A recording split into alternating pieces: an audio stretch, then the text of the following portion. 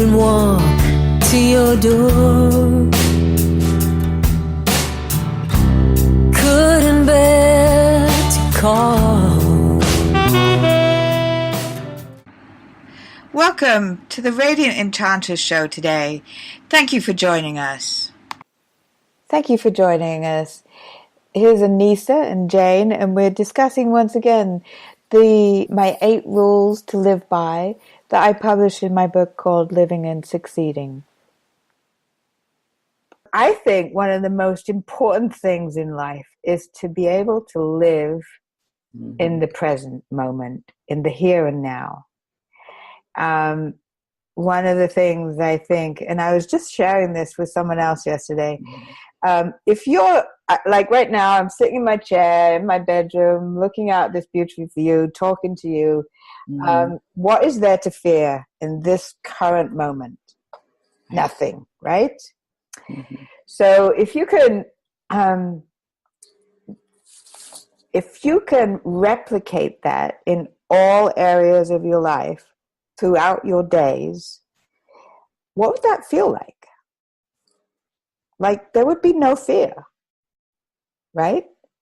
Right. Now, this takes some work and training because your brain, one of the very fundamental parts of the work of your brain is to keep you safe. So if you have a fear of heights, for example, and this is one that I had to a certain degree, not really bad, but when we first started going to the Caribbean and to the Royal Palm, you know, there's all those staircases with fences. They're almost like circular staircases. For the first 6 or 7 years, I would not go down them. Wow. Because I was so afraid of the height that I could see outside them. If it was a wall going downstairs, I wouldn't have been bothered. Yeah. And on the very top floor, they don't have solid walls along the walkways. They have an open fence. I would be right against the building walking along. I mean, literally. Wow. And so I have now trained my brain to say, go away. I'm okay. I'm safe. There's no reason to be afraid. Okay? You have to actually talk to your brain to tell it to stop doing that. And so now when we go, I don't know if they'll change it now. It's been hurt by the hurricane. But now in the last, 5 years, I have not been afraid. You've not seen me not go down somewhere because there was an open fence. Jane, I was standing by your side when you jumped off the railing of a pirate ship into the ocean, swinging on a swing. No, I would never have guessed that. I had no idea that you were afraid or had been afraid of heights. I would have never guessed that of you. Yeah, so in one of the workshops that we attended, they call it mind frick. So it's your brain giving you mind frick about what it is it doesn't think you should do. So, I don't know what other people are afraid of, but like we have a deck now that looks out over this cliff. It's probably from the cliff down, I don't know, maybe 200 feet. Oh, yeah, easy, yeah. At least, I don't know. I have no fear going out there anymore. It doesn't even bother me. Right. And the other thing that I have always been challenged with, and I'm not so challenged with it now, but I still have the fear come up, and you probably do too, is when you're going to speak in front of a group of people. I mean, remember the first time I had to do that? I was like, I spoke in front of 600 people for the first time. I was quaking in my shoes. I was actually quaking in my shoes. But when I finally learned this process of telling my brain Thank you very much. I understand that there is some danger, maybe danger in what I'm about to do, but I'm going to do it anyway. And so when I have the little butterflies that happen in my tummy before I have to talk to someone, on stage or in public in some form or another, I'm like, oh yeah, I remember. So I plant my feet in the ground and I'm like, hello, I'm planted. The earth is supporting me. There is no reason to be afraid. Yeah. And I move through it because I can be and live in the present moment. That does definitely take some practice, and it takes a really good conversation, if you will, that you need to be able to have with yourself. I know I've shared this with you many times. We've talked in detail about it, but I used to have severe panic attacks, severe, as in I would be in a grocery store with groceries in my cart. And I would, as soon as I started to go, I was fine until I started to go up to the check stand. As soon as I got to the check stand, I would pray there was nobody in a check stand. I would go straight to that one. I'd unload my stuff so fast and then just get right up to the cash register. And then I would pray that the cashier would hurry up and just ring my stuff up. Because if she's in the middle of ringing my stuff up and she took her time, you can't just walk out. In my head, if somebody's going to be doing your groceries, and I might need to just get away from people. Wow. So I had this trapped feeling. And I literally have walked away from a full cart of groceries because I got up to the register. Someone was in front of me. I thought, okay, there's just a few things. Nobody's behind me. Okay, this is cool. And I start to put my things up on the counter, and God forbid somebody brings a cart in and gets in line behind me. Now it's like I'm trapped. I'm trapped. And I've literally asked where something was and just made an excuse to run out of the check stand really quick. And I've literally walked out the door and left the cart sitting there. Wow. And this is at Safeway, where I lived for 28 years. I would know the cashier. This was not, but I just had something very tragic happen in my life, and it just shook me to my core. And I realized that I was definitely not living in the present, and that I had a lot of things to deal with, and I was not equipped to deal with them.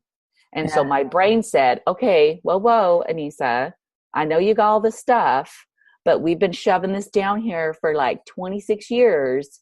And you just are, I'm pretty sure you're not able to just handle all this. So we're going to, hold a bunch of it down here.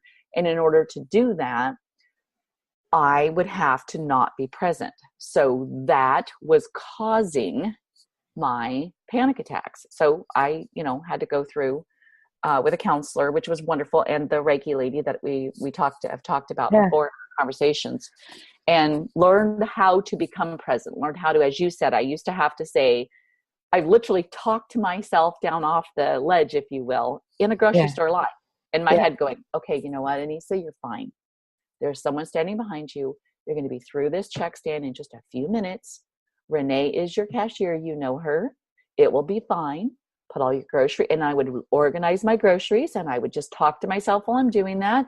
And then I got to where I could talk myself through and not have to leave or pull my car over. I'd be driving down the road, I had to pull my car over and get out because I couldn't drive anymore. Wow. Yeah. Wow. So that's the power of not being present and living in the here and now. And I think sometimes there may be, for some, and maybe someone listening right now, Jane, to us, where there's a real fear of that, because then there maybe are things right here that they need to process, that they need to learn how to cope with, or that they need to change. Right. And that can be really scary. So don't do that on your own. If you really feel don't do what I did. I tried to do it on my own, and it literally put me into panic attacks. I mean, they wanted to put me on Prozac, for Pete's sake. And thankfully I was like, no. I'm going to deal with my stuff because I'm not going on Prozac.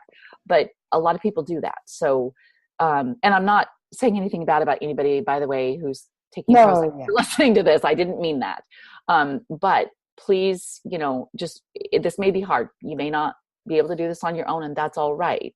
But this is where listening to podcasts like this, or getting into a women's circle group, or going to a retreat like what we do together, and really learning tools to get present and how to deal with your thoughts, and will really help you. Okay. Mm-hmm. Yeah, there's we did focus quite a bit on this at Root Strength Retreat when we did that retreat together. Mm-hmm. And it really is so important to be able to understand why this happens to you, and work through it and stuff. Oh, I thought I was crazy, Jane. I seriously in my head was like, Anissa, you might be certifiable. Like, I'm not sure what in the world is wrong with you. Get yourself together. Like, I would have these kind of conversations. Yeah. And then I finally had to share him. I mean, my husband didn't know for the longest time. I hid it from him. And then I had to share it with him. And I thought, he's going to definitely move out because he's going to think you're crazy.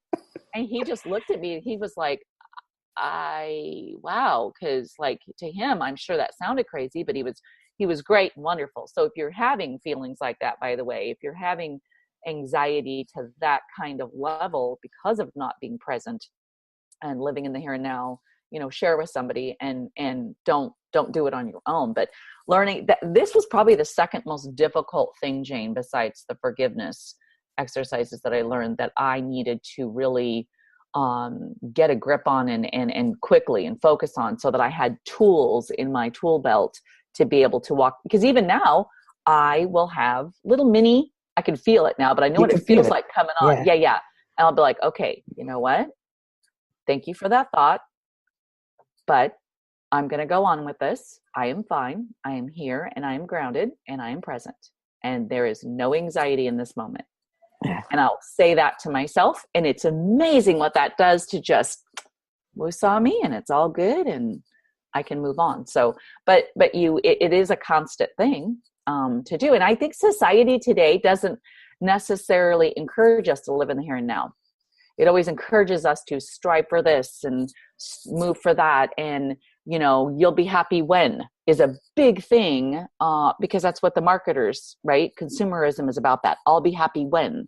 Mm-hmm. And I think that it's tough in our society, at least, especially in the United States. I'm not sure, how it is in other countries, but I think that's a tough one. So just being present to the fact, just try it. Just try sometime just being quiet, like you're sitting there in your chair looking out of your beautiful French doors and that beautiful mountain view, and just try sitting like that, even just for 5 minutes a day. That could be a big deal to some people. Yep.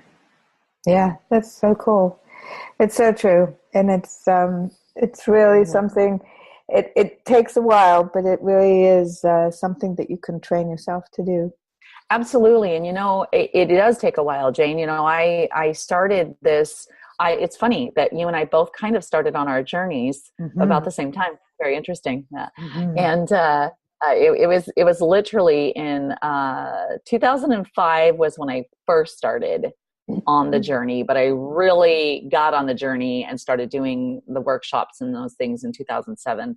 And so about 10 years. And I will not ever forget the fact that, I'm sorry, that thought just went, whoo, out of my head. That's okay. I don't remember what that was, but yeah, I know. It does take time. It takes time. I mean, it took me, be patient with yourself, be kind to yourself, love yourself, and be gracious with yourself. If you're not living in the present right now, and if maybe, like I said, you're having even to the point of you've got fears and they're irrational, or maybe you're even having anxiety attacks, I don't know, but you didn't start doing that. Maybe you've been doing this since you were a child. I don't know. So it could be years that so be patient with yourself. It's not going to happen overnight. Right. Be loving to yourself too in this. Don't beat yourself up and don't expect too much of yourself, because that will cause more anxiety. Yeah. So don't expect too much. And it, even you and I mean, after all these years, we're still learning. I mean, how many times do we go, and go back to these things, or have to go, okay, why am I feeling this? Well, I'm not being present. So, and we do the work all the time. So, Yeah. it's just be patient and kind to yourself. And as we both know, sometimes life gets in the way. We have things that Oh, happen. absolutely. Yeah, things that happen in our lives, and it just throws us Mhm. off kilter. And it Oh, yeah. sometimes takes a while to get it back again. So, And that is where the power of being connected with and having your circle, yeah. having people with good energy and people who understand these kinds of ways of being that we're talking about here is very, very vital. I mean, when that did happen to me just 3 years ago, a huge thing rocked me to my core. Mm-hmm. And a couple of my other girlfriends, people that I knew I could turn to, and I could feel their love and energy, and I Mm-hmm. was able to just be open with, and would understand the processes that I needed to go through, was tremendous in my getting Yeah. through that, Yeah. and not being on too much of a hiccup, but it definitely shook me for a loop, and I really had to go back to the basics. Yeah. So, it's important to surround yourself with that. And it could be, like listening to some of the audio books, like, the Four Agreements and The Power of Now, and some of the other books that I know are really good for me in that way, was something I had to start doing. So don't, like I said, reach out, don't isolate yourself. Exactly. Yeah. So true. So true. Mm-hmm. So awesome. Well, thanks for that, Nisa. We'll talk another time. All right. Sounds great. Aria. You are a goddess. We hope you enjoyed this enchanting conversation today, and we look forward to having a new conversation with you in our next show. Our shows will be broadcast approximately every 2 weeks. We wish you much love and light in your life today. Thank you.